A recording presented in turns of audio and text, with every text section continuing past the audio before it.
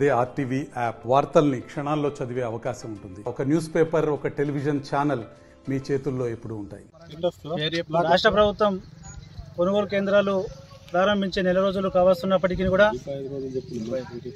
10 రోజులు కావస్తున్నప్పటికీ కూడా ఇప్పటి వరకు కొనుగోలు చేసినటువంటి తూకం వేసినటువంటి దాఖలాలు లేవు. కాబట్టి రైతులు ఎండబోసినట్లు ఎండబెట్టినట్టు అవి మొత్తం పేర లెక్కై గగరించకపోయి కూడా నష్టం వాటిల్లే అవకాశం ఉన్నందున రాష్ట్ర ప్రభుత్వం వెంటనే జిల్లా యంత్రాంగం వాటిపై చర్యలు తీసుకొని ఈ రోజు కానీ రేపటి వరకు కానీ ఒకవేళ గినక కొనుగోలు కేంద్రాలను ప్రారంభించకపోతే తూకం గినక వేయనట్లయితే మా గ్రామస్తుల తరఫున రైతులందరం కలిసికట్టుగా ఎటువంటి అవాంఛనీయ సంఘటనలు జరగకుండా శాంతి భద్రతలతో కూడా మేము రోడ్డుపై ధర్నాకు దిగడానికి అవకాశం ఉన్నది. కాబట్టి ఆ దిశగా మేము అడుగులు వేయడానికి కూడా ఈ రోజు పొద్దున వీడీసీ ఆధ్వర్యం లోపల విలేజ్ ప్రజలందరం కలిసి మేము నిర్ణయించుకున్నాం. కాబట్టి ఈ సాయంత్రం లోపల జిల్లా అధికార యంత్రాంగం కలెక్టర్ కావచ్చు, జాయింట్ కలెక్టర్ కావచ్చు, జిల్లా యంత్రాంగం కావచ్చు, డీసీఎంఎస్ కావచ్చు, డిఎస్ఓ కావచ్చు, సరే ఎవరైనా కానీ ఈ రోజు సాయంత్రం లోపు కనుక నిర్ణయం తీసుకొని రేపు పొద్దున కాటన్ని ప్రారంభించే విధంగా చర్యలు తీసుకోకపోతే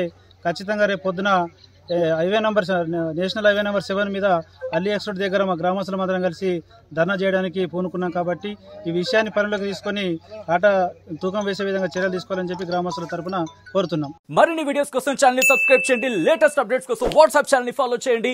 అండ్ లింక్ డిస్క్రిప్షన్ లో ఉంది.